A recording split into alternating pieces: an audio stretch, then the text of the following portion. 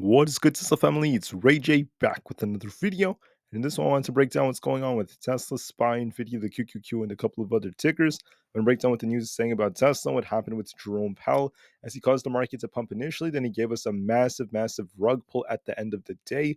So I'm going to break down what Jerome Pal said to cause this. What does this mean for the market going forward, and what you should be watching for as a Tesla investor and trader over the next couple of days. But before I break anything down, all this information, before I get into any more details, let me just mention a couple of things.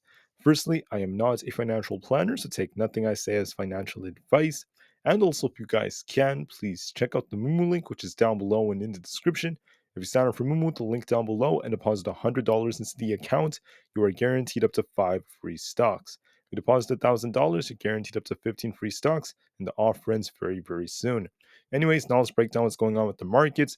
Looking at Tesla, we saw this nice uptrend. I made a video about how I saw a pump coming to Tesla in the morning, and Tesla went from about the 186 range in the morning all the way up to 193. So we did get a small pump today, technically.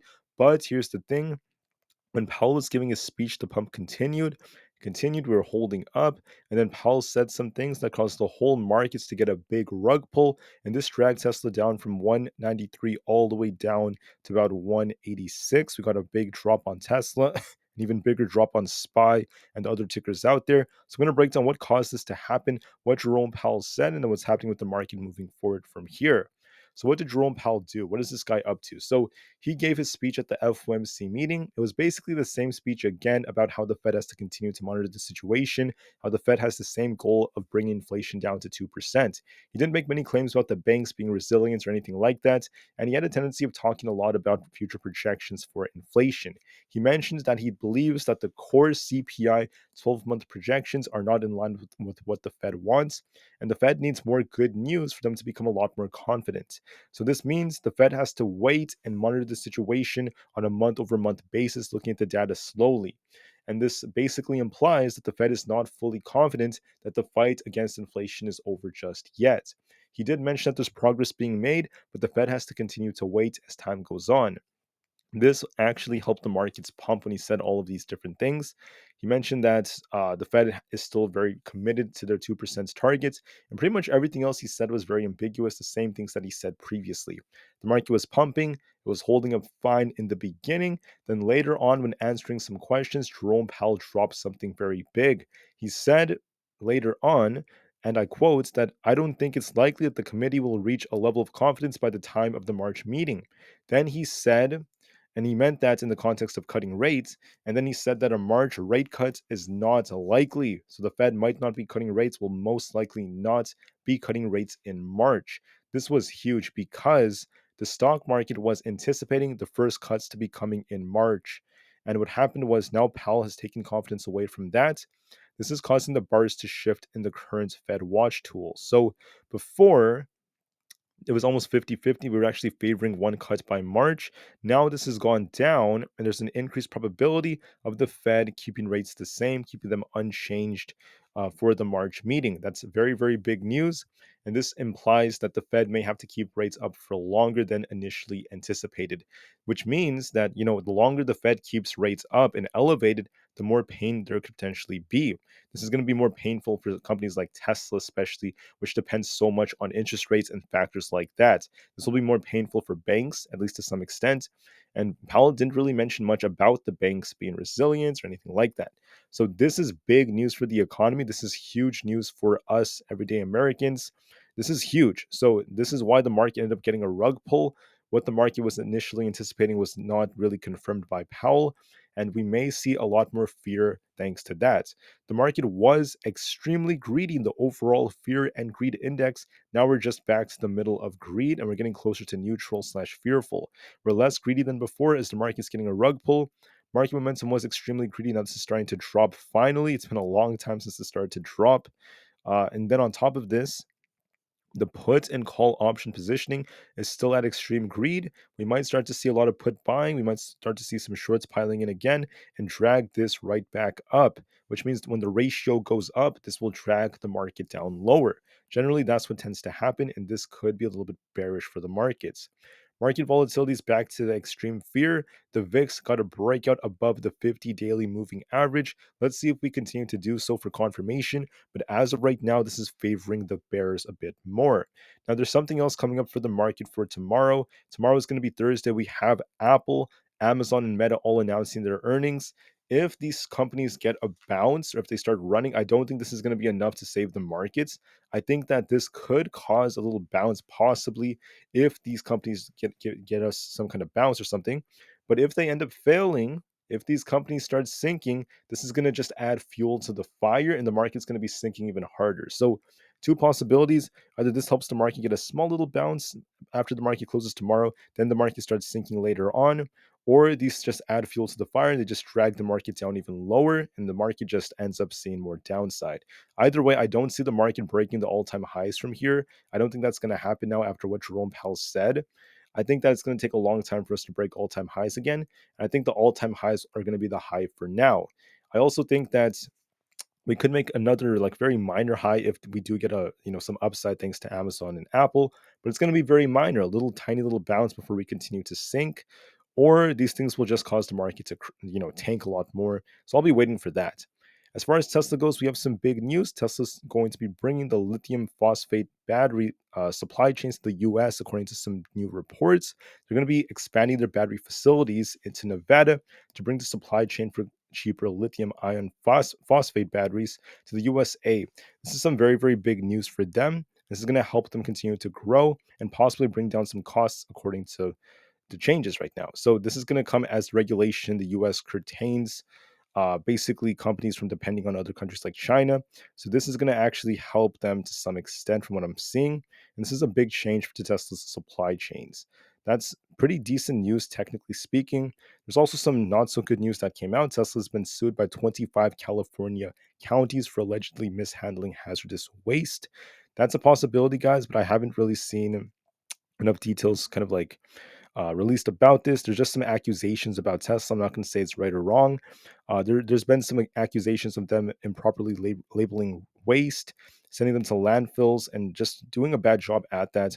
Not going to say it's true or false, but I just want to say that Tesla's being sued for this, and we'll see what happens as time goes on. On top of this, I'm still seeing a bunch of headlines about Elon Musk. The headlines are saying that Elon Musk's $56 billion Tesla compensation was voided by the judge. Still making the headlines, still affecting Tesla. We're still seeing new headlines coming out about this. And this is very big because Elon Musk's pay compensation plan has to be adjusted. We'll see what happens with that as well. But this was a little bit negative for Tesla. Barrett has come out. They're saying that Tesla's going to outperform the market still, which is still a real possibility. Goldman Sachs, Citi, and a couple of other banks are very neutral. Deutsche Bank is still bullish. We'll be looking more into this. The price price ratio has dropped to previous lows because Tesla was relatively weak before. It's trying to bounce as Tesla's gaining some strength, but this is changing now because of the Fed. Thursdays are historically green only 47% of the time. And don't forget to watch for volatility at 11 a.m., also at 2 p.m., and 3 p.m. Eastern Standard Time. Those have been more volatile times for Tesla historically. Besides that, there's not really anything else changing in the data. February historically is a weak month for Tesla. Also for the markets, we're only green about 38% of the time, so be very careful as we approach February. The volume on Tesla is only about 103 million, nothing too crazy. But with that being said, let's talk about the charts. What has Jerome Powell done? He's caused another rug pull. So, how could this affect Tesla? If you want to turn bullish, we could try to get above 190, but to truly be bullish, you have to break above 194, the high we made today. To be bearish, you need to see Tesla basically lose 184 and then 182, and we're going to be retesting 180. If we lose 180, we're going to turn a lot more bearish. If we hold it, we could have some hope. Otherwise, that's what's going to pan out. What on earth am I favoring? That's the question. I think that because of Jerome Powell, the market's going to have a lot of downwards momentum. Tesla might pop a little bit, grab liquidity, and I think it's going to start sinking back down towards the 184 area, then 182. I think Tesla has a rug pull coming because the daily is looking kind of weak with this rejection. We might pop first, grab liquidity in the 190 area, then start selling off a little bit into the mid 180s. So I see Tesla kind of popping and then dropping back down. I don't really anticipate it's going to be pumping very hard, though. I think that Jerome Powell's, the remnants of what he said are just going to continue to haunt the markets. For SPY, The daily looks really bearish. We're about to get a bearish PPO crossover. Powell came in, he caused the rug pull, he caused a lot of fear. I think SPY might rebound a little bit. Once again, grabbing liquidity right here around 484 or so. Then we're going to see this thing test, in my opinion, the daily 20 EMA at 480. If we lose that, 478 is next, followed by lower levels. So my prediction is SPY is going to likely see a rug pull. We have 484 as resistance, followed by 485 and 486. We have supported 482. If we lose that, we're going to likely come down to 478. Well, technically, we have 480 and then 478 after that. My prediction for SPY is simple. We might pop a little bit, come back up to 484 to 485, trade sideways, and eventually another rug pull should be coming. I think SPY will make its way down to at least 480, potentially 478. So I anticipate some downside on SPY. I think that Powell has done his job and he's going to cause a big shift in the markets. For the QQQ, just like SPY, I anticipate some downside. On the Triple Q's daily chart, make sure you watch the daily 20 EMA. If we lose this at 460, I anticipate 412 is coming next. And the reason for that is because that's where we had historical support. And it's also because of where this very, very key previous imbalance happens to be. So I think what's going to pan out is the triple Q is going to eventually lose this support right here. I think that it's going to pop at first, try to get back to almost 420, then reject and make its way down towards 412 over the next couple of trading days. I anticipate some downside. It may also be impacted by Apple's earnings and other things like that later on, but the overall trend is looking bearish. And I think that this is going to favor the bears. We might pop and drop technically speaking, but we'll see. Excuse me. We'll see if Apple and Amazon cause anything else. Otherwise, we still look a lot more bearish. Nvidia is very flat right now, kind of barcoding. Going to be looking for a pop tomorrow towards 620, then a rejection. We could be forming a potential bearish structure right now. So watch and see if we kind of like pop right here, forming like this head, and we end up just dropping back down towards the lower level. So I think that we're going to grab liquidity right here. We have these wicks forming. It's kind of like grabbing liquidity, then rejecting. We might make our way down towards 610, followed by 607. I think it's going to hit 607 again, bounce, and just close a little bit in the red. So I anticipate a little bit of a drop for Nvidia. Now, part of why I'm saying that about Nvidia is because the daily is also looking kind of weak on Nvidia. We look very indecisive with this doji, so I anticipate some downside that's going to be coming very soon. We have a gap to fill below, so I think that it's losing momentum and downside is looking imminent. So with that being said, we also have Aapl. Aapl on the daily is looking kind of bearish. We have 182. We have this gap to fill at 182, followed by 180 at the daily 200 EMA. The trend is about to get a bearish crossover on the daily PPO. Typically, when Aapl does that, we tend to see downsides such as this instance right here, also right here. So Aapl looks bearish. We got a nice double top like formation that formed, nice big rejection. Aapl looks to me like it's going to be coming down. Now, it depends on earnings, of course. We'll see how earnings affect it. In my opinion, we have resistance at 185, followed by 186.5, and we have support at 184. If we lose that, our next target is 183.5 and 182. From a technical standpoint, it looks like it's going to test 182, then eventually 180. So this is still favoring the bears a bit more. Now let's talk about a couple of other tickers. Rivian is looking, it was trying to balance, but this thing unfortunately has failed. It's looking a little bearish. Going to be looking for a test of the low 15s. 15 is likely coming very soon. For SoFi, we're looking kind of bearish again. We're watching the daily 200 EMA at 7.86. If we lose this, because we're technically above this in the after hours, if we lose this, 7.5 is likely coming. The daily on the IWM looks very bearish. I think it's going to be testing 190.97. If we lose that, 190 is coming next and 187. But I think 190.97 is going to be our next target, looking kind of bearish. Microsoft, I think it's going to test 393.5. If we lose that, a bigger drop is coming to the lower 390s. But overall, it looks a bit more bearish. The AMD, it's barely holding 162.5, kind of flat right now. Might pop a little bit to the upside, grab liquidity at 170 and come back down to 162.5. This is looking a little indecisive, but it might pop and drop because of the market, so be very careful.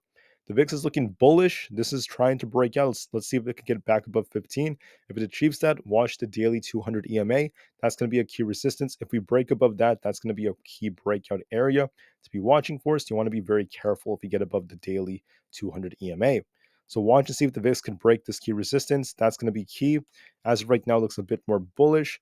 The SQQQ is approaching the 20 EMA. If we break this, we have a gap to fill all the way up towards the 13s. Another gap up to about 13.75. So this is looking like it's starting to favor the bulls finally. It was very indecisive for the last couple of days, and we finally have a direction. The dollar has resistance at 103.65. If we break that, look for a bigger push to be coming towards 104. This is favoring the bulls slightly more. For Coinbase, we're looking kind of bearish. We have a big rejection right over here off the 50 EMA. If we continue to sell off, we're going to be watching this basically come down towards 125. Right over here, 125 is our next target, followed by 121. So watch and see if we continue to sell off. For Google, we're barely holding the 50 EMA on the daily, 142-ish. If we lose that, if we continue to lose this in the after hours, because we're technically back above this in the after hours, if we lose this, 140 is coming, followed by 136.8. So be very careful on Google. It is favoring the bears. Amazon also looks a little bearish, technically speaking, but this depends on earnings. We have a gap above as well. Earnings is going to determine which way this goes. If we lose 154.95, we're going to be sinking closer to the lower 150s. It is looking technically a little bit more bearish, but just to be safe, let's wait and see what earnings cause. That's going to determine the bigger move. Same thing for Meta. Meta looks to me like it might back to 393 and reject, make its way down towards this support right here at 385. But I'm not super fixated on this because even though it's looking a little more bearish, I'm not too fixated. We have to wait and see what happens after earnings. So that's going to be key for Meta.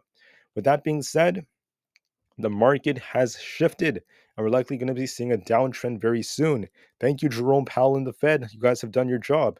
With that being said, have a great day, guys. Remain calm, cool, and collected at all times. We will see how things go. I just want the best for everyone out there. And I'll see you guys very soon tomorrow morning to discuss what's happening to the markets. Have a great day. Take care. Just relax tonight. And tomorrow's going to be a new day. Let's play the charts nicely. Let's make some good money. And let's never, ever give up. Thank you for listening. Have a great day. The market to the moon alongside Tesla to the moon because the long term is still very bright despite the fluctuations we're seeing. And peace out.